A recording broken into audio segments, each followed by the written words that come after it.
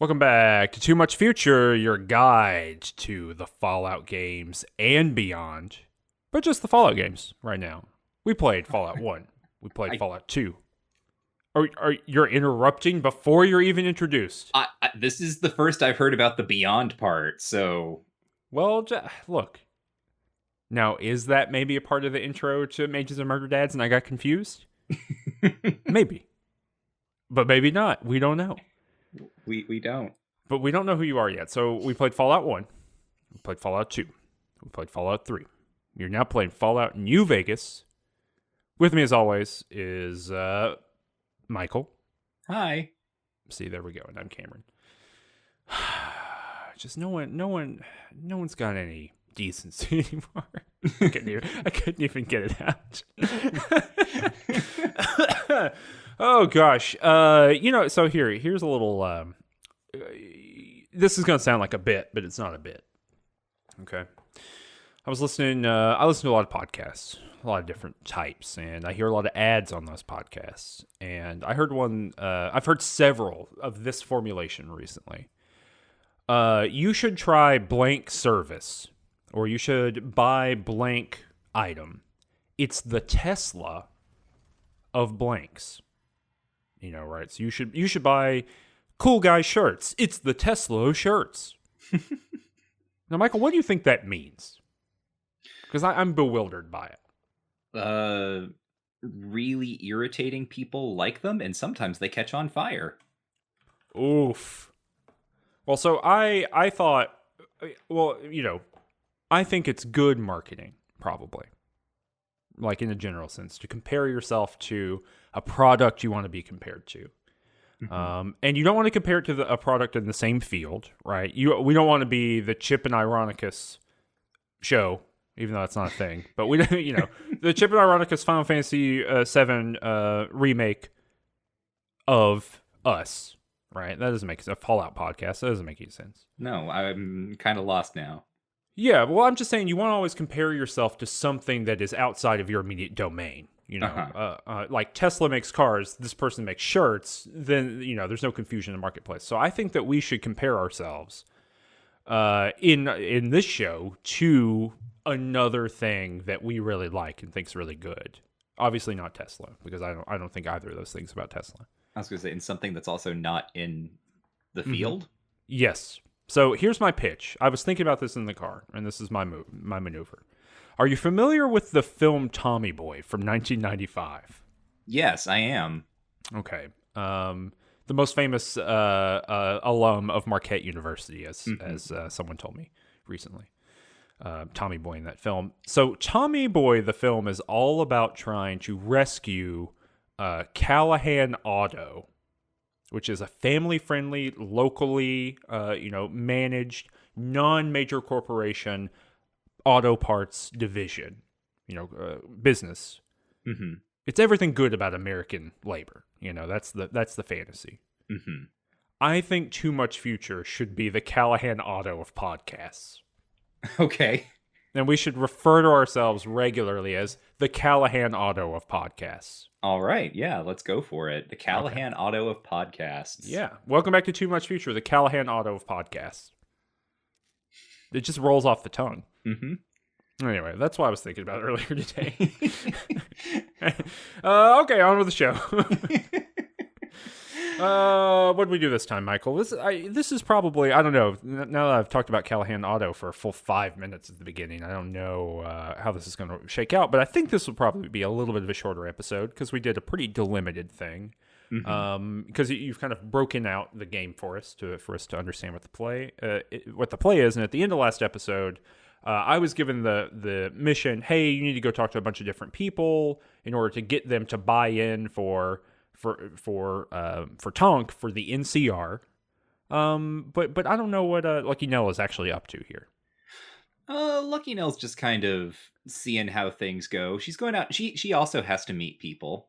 She was given a list of very similar people to go out and meet, and she's just kind of poking around, figuring out what's going on. And the sort of nice thing about this part of the game, and one of the reasons we can have a shorter episode, I think, is that prior to this point, actually, other thing to say is just, this is an interestingly structured game. I think we've probably said versions of this before, but like earlier parts of New Vegas, the kind of what we might call the beats or the acts, like the sort of like a kind of action begins, and then time until that action ends, right? Until kind of like that plot thread has been moved along to its next point where it kind of changes direction or some sort of new revelation or complication is developed. That has been happening on a longer scale in the earlier part of this game. And also the thing that complicates it is that the game is structured in such a way that you can at any point just like find yourself on some weird tangent pursuing some other kind of quest line. You can just kind of walk into those things. Mm-hmm. But what's interesting here is that we are in the meat of the main quest. In fact, actually, I think we could end the game right now if we wanted to, I think. Or like we could do it pretty quickly. Because, and I think people in the Discord were talking about this, you reach New Vegas and you learn kind of all of these factions that you have to interface with and do stuff for, and it feels like you've just very abruptly stepped into the end game. And it's like yes and no. So you just have this kind of menu of factions to go investigate if you want to. And what's beautiful about this is that we can do them in any order. So, well, I guess you're receiving orders. Do you have for NCR a kind of like direct list of things you need to be doing? Yeah, they gave me a list. They were like, "Hey, here's a bunch of people who need to be brought on board to the NCR. Like, you should figure that out." And then they gave me a quest specifically to go talk to the boomers first. Okay. Yeah. So I've been given the full list, but really it's being kind of sequentially given to me. Right. So, for instance, as this kind of contrast, talking to Mr. House told Lucky Nell to go to Fortification Hill where Caesar's Legion is encamped. So if Nell were listening very closely to Mr. House, then that's where she would be this episode. But Yes Man has talked to Nell and also given her a whole bunch of quests. And she can do those in any order that she wants. So just to kind of like, for parity's sake, I decided to go to visit the boomers as well this episode, because I can. Okay, boomer, I'm visiting you because I can. Mm-hmm. Is that how they do it? Yes, exactly. Wasn't that prescient of the New Vegas team? They invented it. Yeah. That's the weird thing, is most people don't know that boomer actually comes from this video game. Yeah. Yeah. I think there were a bunch of anthropologists who were playing New Vegas, and they were like, boomers? We should call people born in the 50s that. Yeah, well, because it's the whole, retro 50s thing. They would be called... Generation X, of course, came from in the 1970s. The X-Men get invented. The X Factor becomes a big deal. All of that stuff, right? Like, pop culture really has been a huge influence on it. Millennials, of course, are named after Millennium Man, the Robin Williams feature about a robot. No, that's Bicentennial Man. Millennials are named after the TV show Millennium, starring Lance Henriksen, a spinoff of The X-Files. Oh, that makes a lot of sense. That was a spinoff from The X-Files? It was. Or, well, actually, I think it started separately, and then it got canceled, so it ended with an X-Files crossover. That's how they finished off the story. They're like, if you care about this, just go watch this other show that's way more successful than this one. Well, that's what's funny about the X-Files is that they did that not only for Millennium, but also the Lone Gunman. Well, the Lone Gunman is wild. I am eternally confused about the Lone Gunman because the first episode of the Lone Gunman is about 9/11. Yeah. Before 9/11 happened. Yeah, it's weird.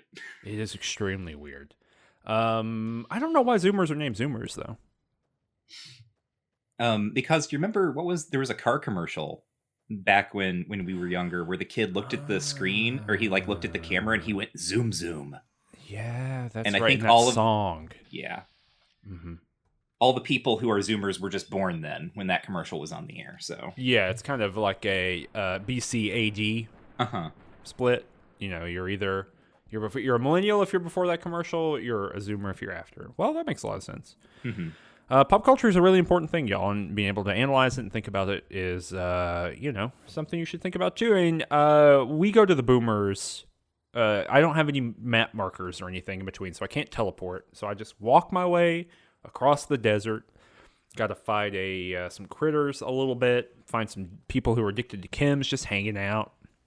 But I walk there generally, and it's perfectly fine. I meet this dude named George on the road, and he was like, hey, don't go over there. There's boomers. And I was like, what's a boomer? He's like, they blow you up. And I said, okay. He says, but for a price, I can tell you some information. And Tonks, the two gears in his head are just spinning at light speed here. And he's thinking, no way. I'm not giving you any money. This whole game is about people taking money from me. I'm not doing it. And so he said, away with you, old man. And walked over the hill and immediately began being bombed from the air with artillery fire. But through some careful and clean manipulation, some sneakery, got away from that and got to the gate and got to talk to some boomers. Did this happen to you? Did you get exploded? Yeah, Nell decided to try her luck, and it did not work out. She got exploded to death. And then went back, that timeline failed. So her consciousness went backward. And she talked to George again, and then she handed over the 300 caps, because here's the thing. George does say he's a gambler, and he makes it a wager. So he says, if you give him 300 caps, he'll give you the hints that he's gotten for getting through the artillery range. And then if you can get your way back to him, then he'll double your money. Mm-hmm. So give him the 300 caps, because also I'm like swimming in money at this point, basically. I'm not really sure how I manage that, but I've got a lot of money.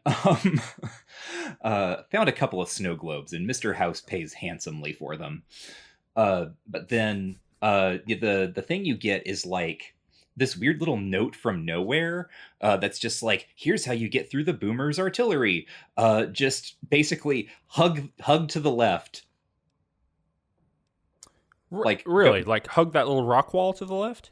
Yeah, they can still hit you, but and the note recommends trying to like take cover in kind of the half-destroyed houses. But I just, hugged the left and like went around, and then eventually you get to the fence, at which point they can't drop ordnance on you anymore or anything. So then you just walk along the fence until you get to the front door, or like the front gate, and the guy's like, "How did you get up here?" Well, how about that? Yeah, he's got it's very funny because the guy is like, hey, how did you get here? We've been bombing you. And I was like, I'm sneaky or whatever. And then he says, well, don't, stay right there. I'll blow you up. He is looking at me through a chain link fence, and he has a missile launcher on his shoulder. Mm-hmm. That's not going to work out for you, bud, if you try to shoot me with that missile launcher. Doesn't seem like a great plan of action there. No. But that's why he's not the Master at Arms. The Master at Arms is this woman named Raquel, who then shows up, and she's like, hey, I'm the Master at Arms here at Nellis, because this is an old Air Force base. This is another thing that has been made clear to us prior to this point, is that the boomers are a bunch of weirdos who like to blow things up, and they are hiding out, or they live in, rather, an old Air Force base. And so that's what we've gotten up to. And she's like, hey, I'm going to take you to see, well, yes, she's like, I don't think this is she says something like, this is the first time any savage, quote unquote, that is the word that she uses and all of the boomers will use for people who are not boomers, savage. Any savage has, gotten to the gate, and she's like, I've been told to bring you to our elder, Mother Pearl. Yeah, it sucks. Yeah.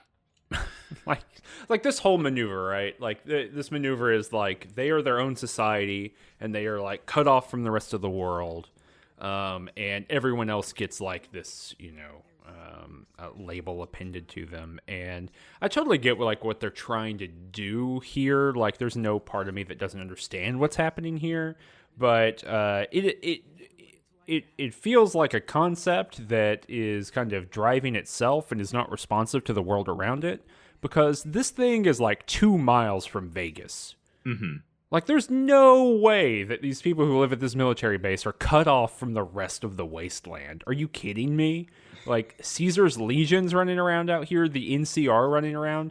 They have there's no way that this, like, group would not be connected in any kind of way. And I think that they've been here but, on this Air Force Base, kind of away from the world, I think for 20 years. Is that true? I think it's maybe closer to 50, but Oh, okay. because Pearl mentions that she was like barely a woman when they Oh. moved into Nellis, and she looks like she might be in her like 70s or something. Yeah, someone said it at some point. They Mhm. said the amount of time, and I forgot to write it down. But yeah, this like just doesn't play for me, and it all is centered around being able to do this thing, right? Being able to like be like, they're one type of society, and everyone else is the other type, and they've got to learn to trust outsiders. Because that's what Pearl tells you, right? That she's probably okay with, in a general sense, opening up to the world, or at least opening up to you, but you've got to get the rest of the boomers to trust you, to trust outsiders in a way. Yeah, it's just not. The whole setup is not where it's at for me. But did you learn anything else from Pearl you thought was interesting? Well, a funny thing about my version of this conversation is that so what happens is Raquel like tells you I'm taking you to Mother Pearl, and then it teleports you in, right? That fades to black and fades back in, and you've entered Pearl's barracks. And because of how this game spawns in your companions, Boone spawns in front of me. So Pearl is having this entire conversation with me, with like Boone blocking her from my view, sort of partially, and we're just like talking past him. Very, very amusing.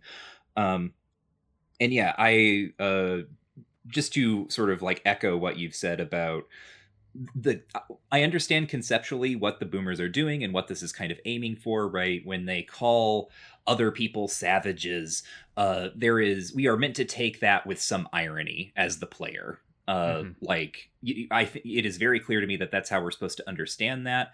And at the same time, the way that this is very Fallout in that it's imagining, kind of the weird ways that social groups can develop based on whatever their material circumstances are. But I don't get a strong sense for how the boomers are even like maintaining this idea of like everyone else just being savages. It's like a note that was written into the characters, and as you said, it just sort of drives itself. There was never any sort of like next step to see how this thinking is sustained, or like, because I think the basically Pearl tells you go help all of these people and you can go to the museum and like learn our history. So of course, Nell being kind of the bookworm character, that's one of the first places she went. And it's clearly this thing that gets sparked by when the people from the boomers, the people who become the boomers, left a vault 34, and encountered wasteland raiders of some kind, and then have spent the next like several decades just assuming literally everyone else in the world is a wasteland raider, when, as you say, that's clearly not the case. Yeah, well, not to jump the gun too. Hold on, let's talk about the boomers' history in just a minute when we talk about Pete the historian, who I think is really good. But I don't know. Does she tell you anything else other than that? That's basically what I got. Is she's like, hey, look, I know that you're here as a representative of some political organization. I'm happy to do my part here, but you have to do the work of making us believe, like you just said, that everyone is not just a murderer out there. So hop to it. I don't know if she has more than that. Yeah, there's not really a lot that she says here. I didn't have any extra dialogue options or anything. I think a couple of things that I noticed is that she almost calls you a savior at one point. Or maybe a savage. That's the other thing. That's it's weird. Not savior. Yeah. Well, they're etymologically linked, so Yeah, there's this sense that like Yeah. almost everyone there hates you, but Hmm. Pearl has like Mother Pearl has like a little bit of a she's like almost enlightened, Yeah. right? It's like this very much like I don't know, like she I don't even know the right word for it. I'm sure there is an exact word for it, right? But she's like, "Oh, I know that you're all out there and you're all like all you buffoons are running around out there in the wasteland, but Hmm. I'm sure some of you are good." It's that kind of vibe to it. Yeah. Well, and like the rationale that she presents, and this is what I wrote in my notes, so it's like slightly paraphrased, but she says the world around us is changing, and we need to let the world in, or else we're going to become its victim. Mm-hmm. And we can learn all kinds of stuff about this place in just a minute. And I'm curious about how much you learn. So they're kind of she says, okay, just go out there and help people out. And Hmm. she gives you a bunch of different quests to do. One of them is with Raquel, and Raquel needs you to go and get some big ants out of the generator room because the generator, like power generation for the whole army base, has been taken, or the Air Force base that they're holed up in, has been taken out. So by like huge ants, and they've had some problems with that. She also says you can go to the medic, to the doctor, and help him with some new patients they have. These are people who actually got hurt by the ants. You can go to an engineer. Do you know this guy's name? There are two of them. It's Jack and Loyal. Yeah, Loyal. You can go to Loyal and you can talk to him, and he will ask you to repair some solar generators. And Jack also has a quest for like getting what do you call it? Spare parts, scrap. Hmm. And then she says, but you can also just go learn about our people, and you can go to Pete, who like works in the museum. Hmm. And Pete in the museum is amazing. This is a real Cameron character. Why do you say that? I mean, just the 9-year-old boy who is the keeper of the lore for the like community of gun nuts who have taken up residence on an Air Force base. Just it's very much like big Cameron vibes. This is a character that I was like, oh, Cameron's gonna love this kid. Yeah, he's great. Yes. It's like this pure, and he's like so innocent, right? Like Mhm. he's just the keeper of the lore, and he talks about how some other person was the keeper of the lore. He was the apprentice until recently, Mhm. but and then he says something like explosives and whiskey don't mix. So like Yeah. this guy blew himself up. And so no, I think Pete is great. And so Pete says, all right, hey, you want to learn about our people? Let me show you our wall mural. And then begins to walk you through like this like bayou tapestry-esque Mhm. mural on the wall, right? Of the history of their people. Now, this is what like really got me about this whole section, is that in Skyrim, this exact thing happens again. Yeah. like I just don't know who at Bethesda looked at this part of this quest and was like, damn it, this is storytelling. Like, this is how you do it. You have someone very slowly walk across a mural and explain it. Which is fine. Like, it works here. That's not me criticizing that, but I just don't know why you would see this and be like, I gotta replicate that. That's where the magic is in this world that we have developed. Mhm. But yeah, he basically tells a story that's very similar to the one that you just told. He says, we grew up in Vault, what did you say, 34? Yeah, 34. And it is a vault where everyone was given a gun. Mhm. Oh, because this is the other thing is when Raquel can take you in, or when Raquel meets you at the gate. And I don't know if you would have had this dialogue option, but I could ask her something like, "Are you going to take my weapons?" And she's like, "What? No! Like self armament is key to a friendly and responsible society." Yeah, so they're all like NRA people, right? Yeah. Like it's like the cultural fantasy of the NRA, but a whole vault full of them. Hmm. And so anyway, they're apparently like, living that life. And, but they wanted, like the way that Pete tells the story is they wanted bigger weapons.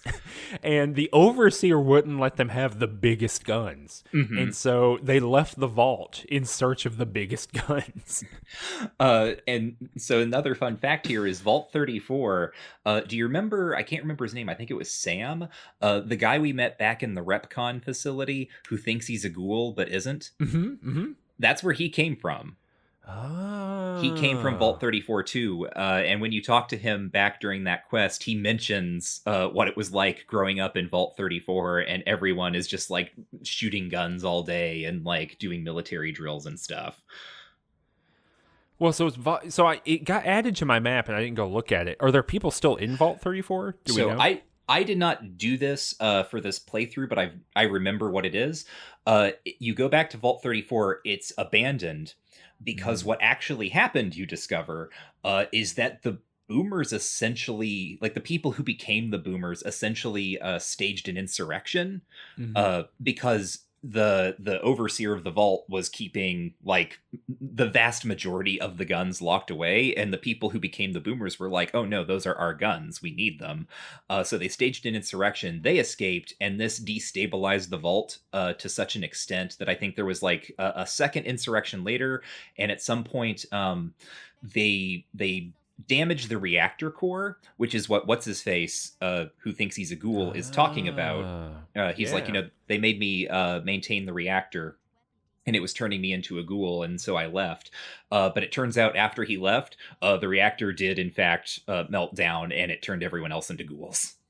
Damn. Yeah, Well, that's funny, I guess. yeah. Some irony. Hmm. Well, okay, so yeah, that's also another thing about Pete here too, is that for every conversation thing you can have with him, there was like a speech check or an intelligence check or whatever, and I did not have access to a single one of them. So you might have gotten more information. But so Pete says that, and then he says, yeah, they left the vault, and kind of wandered the wastelands, and like you were saying, they got attacked by raiders, and what he gets real technical. He's like, for every 4.36 raiders. I think it was like 43. Oh, 43. It was like 43 point like something something raiders that we killed. One of ours was lost. Yeah, and that was like unacceptable Uh-huh. for them.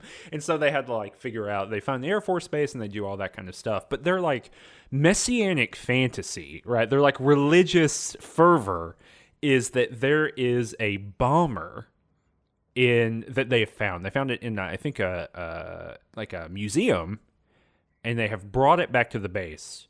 And their fantasy is to get it flying so that they can bomb the wasteland with it. Yes. And like that is their like religious, social, civilizational goal, is to ascend into the sky to then bomb the wasteland, Hmm. and all the raiders who were out there.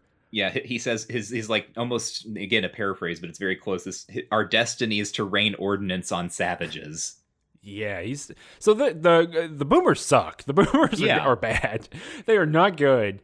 But yeah, Pete's just like jollily telling you all this stuff, and he's like very happy. And you also find out from Pete that they have found a number of VR chairs, like the ones in Fallout 3, and they have been training. All of the children in particular have been training in the VR simulators to shoot planes down. And to like do bombing runs in the thing. So it is this whole like hyper militarized, nearly religious order dedicated to getting this plane up into the sky. And wouldn't you know it, I guess I'm helping them out for the NCR, for the military benefit to the NCR. Yeah, I think overall that is what is very interesting to me about this quest, is that it is. So we've talked before about like RPG quest design and kind of strands within it, and I think in older episodes we've talked, and we were talking about Fallout 1 and Fallout 2 especially. We were there was a lot of like, oh, you can see here like the BioWare quest design coming to the surface, where you walk into a situation and there are kind of like two people or two factions who have some sort of opposing view on something, and you working through the quest line involves you kind of mediating, negotiating, or taking someone's side over another. And a lot of quest lines, and I mean, this whole game is that, right? Walking into a situation and having all of these factions and trying to navigate that. Hmm. Uh, but you don't actually have a choice of what you're going to do with the boomers. You either help them or you ignore them, or I guess you like try to kill them all or something. But in terms of like what the game recognizes as your capabilities to complete this quest line, it's help the boomers or nothing. You can't Hmm. sabotage them. You can't like push back on them in any way. If you're going to do this quest line, you're going to help them find the bomber. Yeah, it feels weirdly thin for this game so Hmm. far. When you were talking to Pete, he's like, oh, we grow all of our stuff when we use the water from the lake and all these things. Did you get to ask him if they're all cannibals? No, I didn't. Oh, that's a bummer. There's I didn't look it up. I should have looked it up. But there's like a conversation where he's like talking about the food that they have, and there's like an intelligence check, and I don't have high enough intelligence to click on it. But the intelligence thing is like, wait a minute, where does all your meat come from? You're all cannibals. Oh wait, But I couldn't ask him the question. I think maybe I did get that, but I didn't select it because here's how this works for me. Uh, if you select those things that like accuse them of basically, if you insult the boomers, they dislike you. Like you will fail this Ah. quest. Because the point, like what we're trying to do now is, gain like raise our reputation with the boomers. And if you respond to his little history lesson kind of in a friendly manner, right, kind of affirmatively, then your reputation increases with each kind of successful check you pass in that regard. But your reputation decreases if you say something like, "Oh my God, you're all cannibals." Hmm. Hmm. Well, that's interesting, but not helpful Mhm. for me. Yeah. Whether if I want to know, you know, if they're cannibals or not. But okay, well, so I mean, that's just that quest. You just talk to Pete a lot, and then he's done. What'd you do next? Did you do which of these did you go for? Well, the other thing that I got out of Pete actually was that not only do they have this one bomber that they've pulled in, this kind of junk bomber, but there's another bomber somewhere out there that fell into Lake Mead in 1948, and they would really love to raise that because that's where this whole quest line is going. So I actually got that. I think there's a way in which you can do this whole chain where you don't learn that until the very end, but because I was nice to Pete, I got him to tell me about it here at the beginning. Then I zipped over to the doctor's little bunker, and I talked to him about what was going on there. The doctor's name is Argyle, which struck me as interesting because I remember that was the name of like the ghoul manservant back in Fallout 3, but I think it's Mm, just incidental. Um, mm-hmm. but I got to like there was like a speech check where I could ask him if I could look at the patients, and I passed that, and I went and I looked at the patients, and they were ill, hurt, I think, injured by the ants from the generator room, and I did not have a high enough medicine check to do anything with them. If I attempted it, the game told me that I probably would kill them. So I did not think that that would make me beloved by the boomers, so I skipped out on that. I went over to Loyal and I asked him about the solar array, and he's like, "Oh yeah, no, you can probably find some spare parts." So I was like, "Oh, you mean like Helios 1, which is this Poseidon Energy power station near Novak?"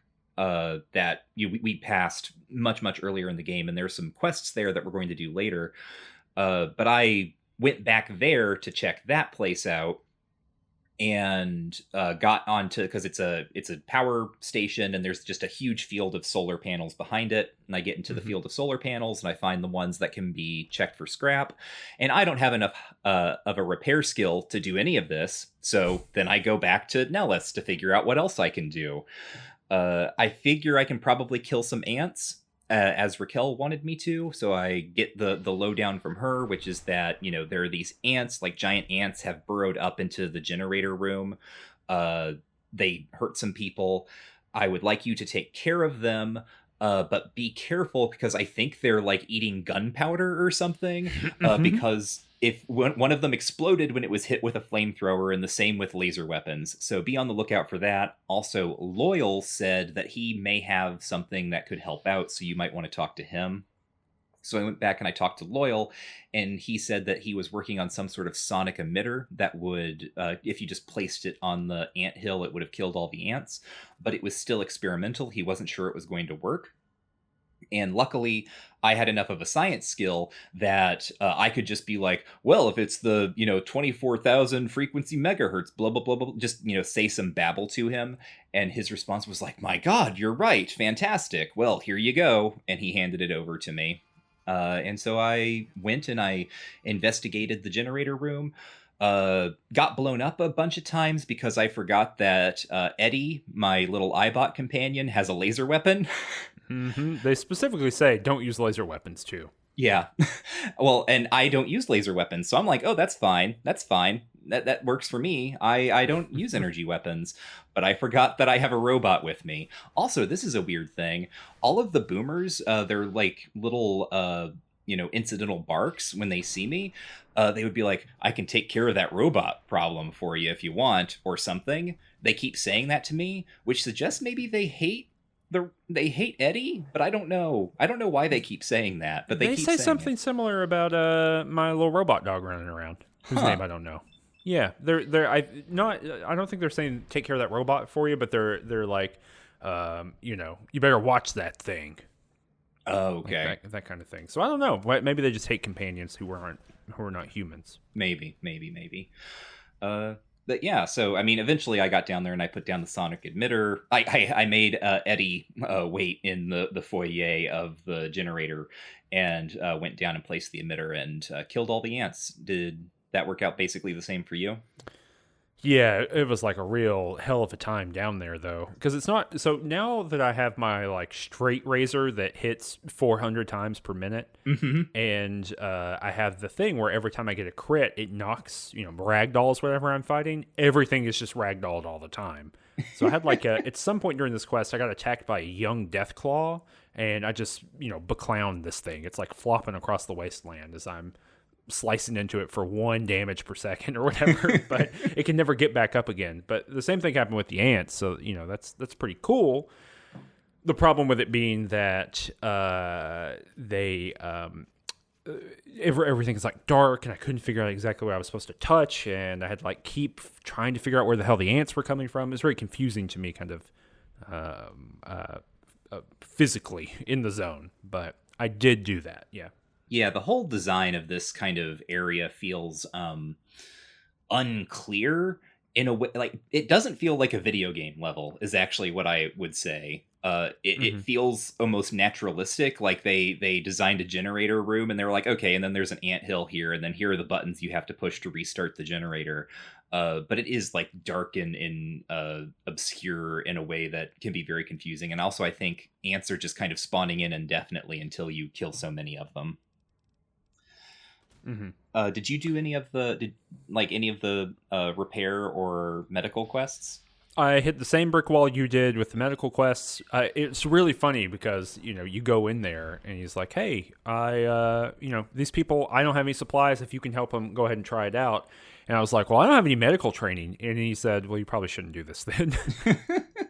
So it was like, "Yeah, I guess not." I did do the repair thing because I have a really high repair skill, and I just wandered around and clicked them all and did it. So, well, that's interesting. Does that mean you were actually were you able to get to the point where you do this like airplane recovery mission?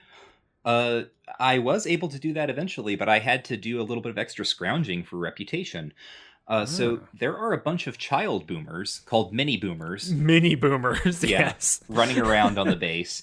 And when you talk to them, because I have a high enough charisma score, I can like play with them because they're all just kids who like you talk to each kid and they have like one line of dialogue where they say it's very Fallout 2 in this way. Where in Fallout 2, and I to a lesser degree, I think in Fallout 1, you could find child NPCs and they were just like kids playing, and you can sort of choose to play along. So like there's one little girl who's pretending to be La Fantoma, who's like a superhero or superheroine in the Fallout universe, like a pre-war comic book character.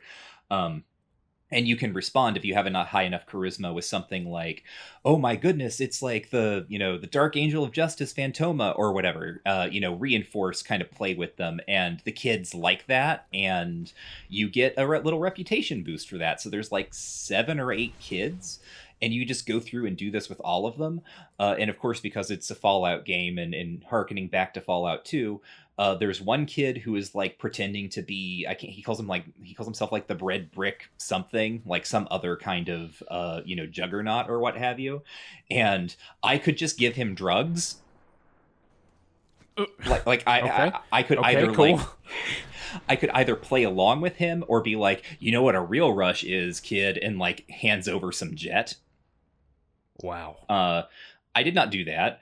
And then there's one little girl, a mini boomer, the only one who has a name, named Lindsay, who's like, I'm looking for Mr. Cuddles. Can you help me find him? And this is another Fallout 2 thing with Mr. Nixon, a little boy in, I don't remember which town, but he's like looking for a doll that he lost. And then I remember like spending far too long looking around the map trying to figure out where this doll was.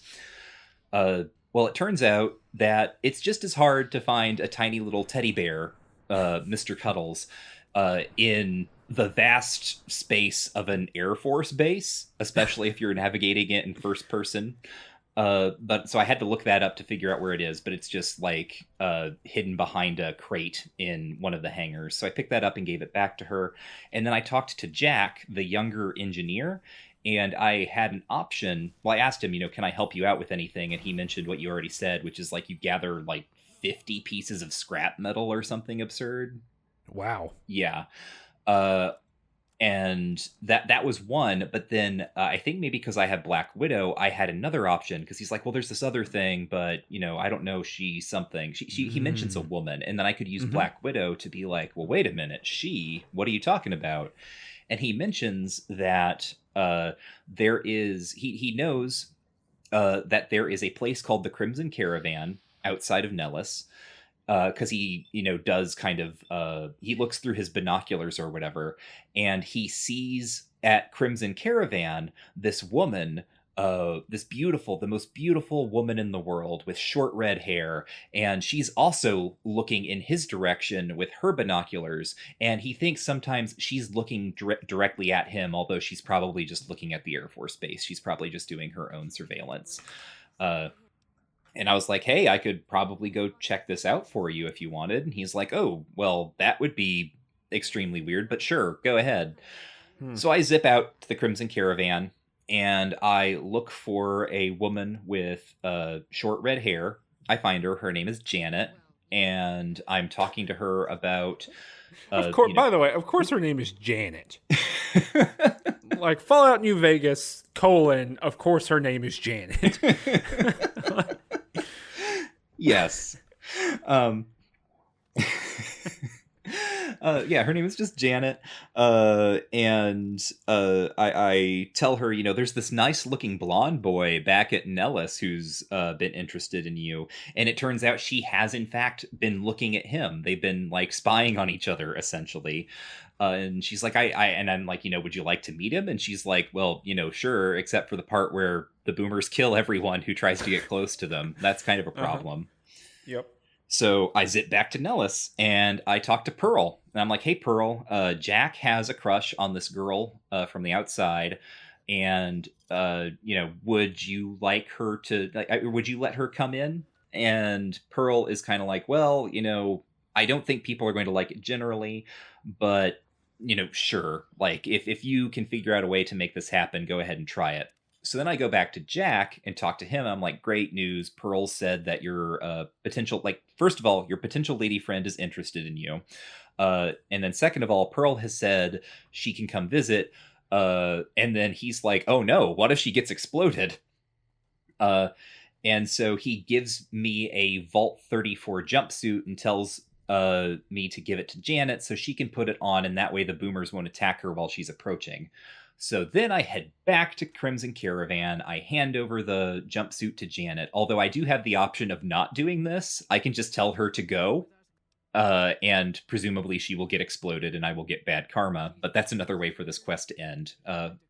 Fallout, you can always be an asshole. And she's like, that's great, but I have another problem. I'm here. I'm a contract worker. I've got. I'm basically cutting and running, which means that I'm not going to get the like additional sort of payments that are in my contract if I leave now. Could you go talk to Alice McLafferty, the head of Crimson Caravan here, and somehow negotiate with her to get me out of my contract, or like to redress this or whatever? So then I go over and I talk to Alice, and she's like, yeah, like she can leave. That's fine. I'm just not going to give her any of the remaining payments for work that she hasn't done. And I use, I think, a speech check. It might have been a charisma check where I'm just like, oh, come on. You're like standing in the way of young love. Wouldn't you want to help them start their new life together? And she's like, I did not get where I am by being soft-hearted, but okay. And so that's how I get Janet out of her contract. She goes running off to Nellis. I bop back on over there, and I see her and Jack meet up for the first time in like the Boomer mess hall. And it's just a very fun, like it's not a Bethesda game, right? But it's the engine. So it's a Bethesda NPC conversation of these two people who are in love meeting each other for the first time. And they just stand there stiffly and awkwardly. And they're like, wow, it's really nice to finally meet you. You seem really nice. Hi. Yeah. I've seen you. It's in the footage, so people will be able to watch that on YouTube. Great. With this thing, finally, I am liked enough around Nellis that I can go back to Pearl and be like, hey, people like me now, finally, tell me what to do. And this is where she tells me the whole thing about the bomber at the bottom of Lake Mead, and they would like to raise that so they can, destroy people from the sky. Yep. Basically, they got one plane and they need the other plane in order to repair the first plane to bomb people from the sky. Yes. And I think this is pretty cool, like this whole little mission. Did you, because you got to go to Lake Mead. It's at the bottom of Lake Mead. It crashed during the 1950s. Yeah, is this a real plane that crashed? Yes, this really happened. I don't know if it's like this specific type of bomber, but this is based on a real thing that happened. A bomber in the 1940s crashed into Lake Mead, and I don't think it's still there, but I think it was left there for quite a while. Too much work to go down there and get it. Well, yeah, so it's still there, or in the Fallout-averse, it's still there, and we're told, hey, it's really interesting because it seems like there's actually more to this quest at some point, and it was cut. So basically, what happens is they say you need to go down and you need to attach like some ballast to the thing, to the plane, and it will raise it up to the level of water surface level, and then we'll be able to kind of reel it in. And then move it back to the Air Force Base very far away in order to do that. And this is ignoring all the things about if something has been under the water for 200 years, it probably is not going to have any coherence when you bring it back up. It's just going to liquefy. But that's whatever. You yes, you go and do it. Did you get the rebreather from Jack or whatever his name is? Yes, I did. I did not. Yeah, because it's I think it's another science check or something. Because it's not totally done. I just remember telling it was another option where I just could respond with some technobabble, and he was like, "Yes, of course. Well, here you go." I think you can respond with some technobabble and just immediately have it, or you can go and find the item he needs. Oh, that's and it was like a pressure cooker, and I was like, yeah. I don't know where a pressure cooker is, and I don't have one of these in my inventory, and I'm not going to go look for it. So I will just figure it out. And so, I did die a couple times, drowning, trying to figure this out. But you go and do it, and then you have to, go back onto the shore. You put the ballast underneath, and you go back to the shore, and there's this, beeping noise that I definitely kept thinking I was standing on a landmine. It sounds like the same effect, just, slightly different. Yeah. Oh, I don't even think it's slightly different. I think it's the exact same sound effect. and so you use that, and it kind of detonates, and it comes up to the surface, and it's really cool. It's animated really well. That looked neat to me. And then it's like, and you're standing beside, it's like a little loading dock, and there's a grappling hook there. Yeah. And like every part of this screams there was going to be a time where you had to like grappling hook that thing and maybe escort this thing across the desert again, would be my assumption. Yeah, and there's Um, even like the area that you're in there's like a little like boathouse or something, like a bait shop kind of thing that was clearly something abandoned before the war, but then has been retaken and made into a new shop. But then when you go in there, it's abandoned, and I felt like maybe there was going to be another NPC here or something. And also, we're right across the lake from Caesar's Legion, I think. mhm. Like Yes, you yeah, can you can see them if you look. This is the first time I've seen them at all, and if you look up the hill kind of behind it, the tents of Caesar's Legion are up there. Yeah, yeah. Another good little like bit of landscaping eye line, like getting to see stuff in the distance here. It felt like there should have been more to do in this location because of how it looked. Yeah, and Bitter Springs is right here too. Hmm. The thing that's come up a few times. I didn't investigate that or anything. I assumed it would come up later, but yes, you go back to. Sorry, what was the guy's name? Loyal. I keep wanting to say Lloyd, and I know that's not right. Loyal. So you go back to him, and he's like, "All right, cool. Well, my robots will get it and bring it back." And I Yeah. was like, "What? You're what now?" He's like, "Yeah, my robots will disassemble it and then return it back to the base at some point." It's like, I oh, was so like, your "All right." robots can just like zip out over the water and pick it up, but they can't go into the water to get it. And also, I uh, yeah, and how do you control them? And like, is this what you've been doing for 50 years? You've got like robots running around for you out there? yeah, where are the robots? I haven't seen any. Yeah. Yeah, it feels like to me this was meant to be like a thing. You were meant to like do the work of getting that airplane back in for, I would assume, technical reasons. Hmm. That is not in the game, and I've not investigated to see any more of it. But you do that, and they're like, "Hell yeah! Thanks so much for helping us, become the sky death merchants that we always wanted to be." And all right, yeah, we'll do whatever you want. Yeah. And it's really interesting. You can do a thing where it's like, so I went back and turned the quest in, and the NCR guy is like, "All right, well, what'd they say?" And I could say they'll help us, or I could say they will help me, or I Mm, could say a couple other things too. But I was like, yeah, they'll help us out. interesting. I didn't turn in that quest. This was Lucky Nell just kind of, getting the lay of the land of things. Hmm. So who are you actually helping at this point? Do you know? I mean, I can help whoever I want, Cameron. Well, controlling the destiny of the wasteland Yeah. in your back pocket, huh? I mean, the boomers did, in fact, become my friend. They're not Mr. House's friend. They're not Yes Man's friend. They're not the NCR's friend. They're not the Legion's friend. They're my friend. Well, dang. Um, but yeah, that's kind of it. Yeah. I don't think this is good. Like the quest as a thing to be played, or sort of like the whole content of it, or what? Yeah, well, I think the content of it was not particularly inspired. I think this whole framework of like outsiders versus the boomers, it just doesn't kind of hold water in the context of New Vegas that we've played so far. Hmm. And I think that of what we've done so far in this game, this is by far, by like a wide margin, the worst stuff I've had to do as far as like what felt like filler, essentially. I was Yeah. deeply unimpressed with this section of the game with the boomers.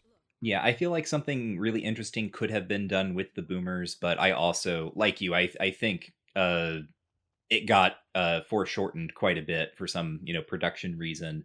And then also we're hitting kind of Obsidian can do more interesting or is doing sort of more interesting things, or sort of like more critical things with the Fallout toolkit, but we're also, I think, in some ways running up against even the limits of like old school Fallout 2, right? All this stuff that we're talking about, insiders versus outsiders and like savages and what does that mean, this is all stuff that comes straight out of Fallout 2. uh Yes. so um a couple of things that I just wanted to mention. Well, actually, you already mentioned the death claws that you run into while trying to get to the bomber. I wanted to mention the Cazadors because we haven't talked Oh about yeah. them. Yeah, I've fought a couple of those bad boys so far. Yeah. I just feel like they bear mentioning because they're kind of an infamous enemy from this game. And They're annoying. Like that's Why are they so bad? what do you mean so bad? Do you mean like you have an easy time with them, or Yeah, it hasn't really been that much of. I mean, I've only fought like one or two at a time. Mhm. I think I fought them twice, and I fought one group of one. These are both last episode. I fought one, or no, maybe a couple episodes ago. It's when I had to go to not Jonestown, but the other one, the Super Mutant Village, wherever it's called. Jacobstown? Jacobstown. I want to call it Super Mutant Village because it's kind of an equivalent to the Black Mage Village in Final Yes. Fantasy IX. Yeah.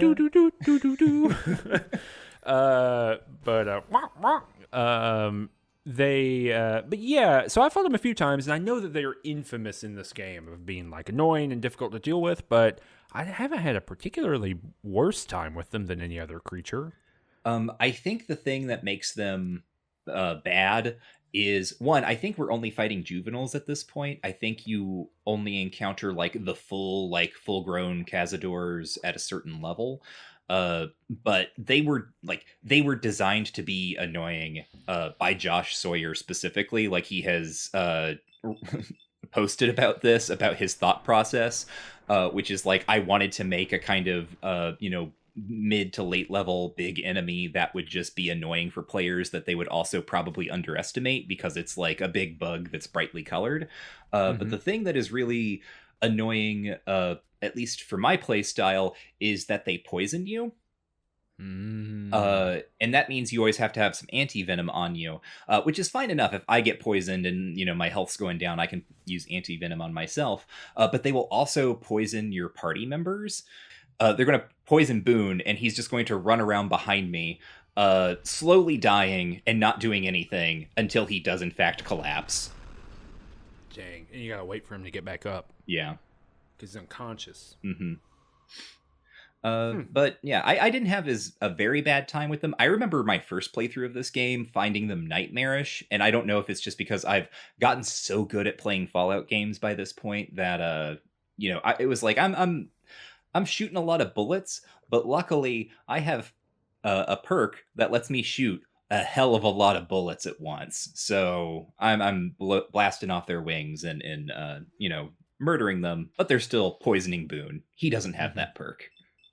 And of course, like always, we are definitely looking for an esports partnership. We really want to break into. I would say that we're both at the kind of semi-professional Fallout play level, and we really want to make that next leap into professional Fallout players. We're experts. I think we've got the skill and the drive, and we just haven't been offered the sponsorship yet. So if you're with Gamer Fuel or 100 Thieves, let us know.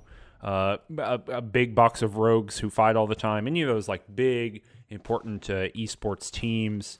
Let us know. I'm happy to take one of those like really serious headshots and put a jersey on and like touch my chin, and it's like, oh shit, this dude's probably really good at manipulating a mouse. I'm ready to dive right in. I'll quit my job tomorrow for a taste of that sweet esports action, but only for Fallout, of course. So please let us know. Yeah, and so that's kind of the end of this. Next episode, you'll be following the NCR's path that they've laid out for you, like the little sheep that you are. But Nell has some other things to investigate. Not sheep, but cattle. And maybe not cattle, but something much, much grosser. Interesting. You can go to patreon.com/rangedtouch. There's a link down in the description below this. You can go there to see a lot of stuff that we're up to in order to support us as well. If you want to listen to this not on YouTube, but as an RSS, you can support us on Patreon. For $3 a month, you get access to an RSS feed. Just a nice little bonus. We do all kinds of other stuff like Just King Things and Mages and Murder Dads and some other shows that are really interesting. We are still on the way to starting a Homestuck podcast in which we will read all of Homestuck and talk through all of Homestuck. It will be a wild ride, and I have remained continually what I've called tactically ignorant about the contents of Homestuck. So I don't know anything about it, very much on purpose. And I will only begin to learn those things once we are at our goal for the month. Now, we are currently, as I say this, less than $100 away from that goal. So we're pretty close. If you like listening to Too Much Future and you think, hey, how do I support these people?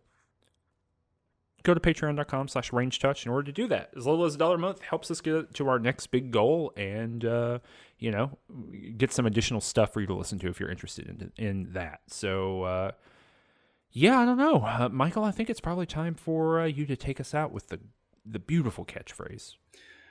Remember, folks, war never changes. The people who are raining death down upon us, they are a testament to that. But Fallout